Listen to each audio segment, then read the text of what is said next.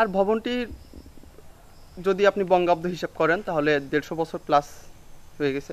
আসলে পশুপতি ঘোষের যে নামটা আসে সেটা সব থেকে যে নামে প্রসিদ্ধ, উনি দানবীর নামে প্রসিদ্ধ ছিলেন।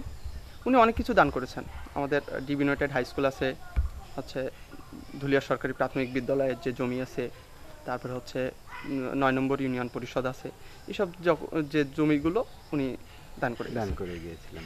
আমি জানি যে বিক্রমাদিত্য নাম ছিল, আর হচ্ছে তার আন্ডারে হচ্ছে ইনি জ্ঞাতিদারির দায়িত্ব পান। তো তখন শাসন আমল এরকম ছিল, আমার দাদুর থেকে যতদূর জানা, যে হচ্ছে জমিদারদের আন্ডারে কয়েকজন জ্ঞাতিদার থাকতো। মানে হচ্ছে তাদের আন্ডারে হয়তো 100 বিঘা কি 200 বিঘা কি 1000 বিঘা জমি থাকতো। এই জমির ভিতরে যারা ফসল ফলাতো, বাস করতো, তাদের থেকে খাজনা আদায় করা হতো।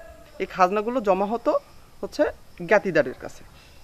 এইবার এই জ্ঞাতিদাররা যতটুকু খাজনা আদায় করত, তার থেকে কিছু শতাংশ তারা নিজেদের পরিচালন ব্যয়ের জন্য বা নিজেদের বেতন হিসাবে রাখতো, এবং বাকিটা দিয়ে দিত হচ্ছে মূল জমিদারের কাছে।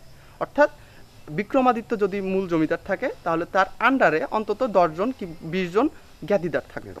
হ্যাঁ, ওনার দেওয়াই জায়গা হ্যাঁ দুর্গা মন্দির এটা। তো এইখানে যে মন্দির প্রতিষ্ঠা হয়েছে পরবর্তীতে হয়েছে, কিন্তু হচ্ছে যে জায়গাটা আছে এটা ওনারই দান করা ছিল।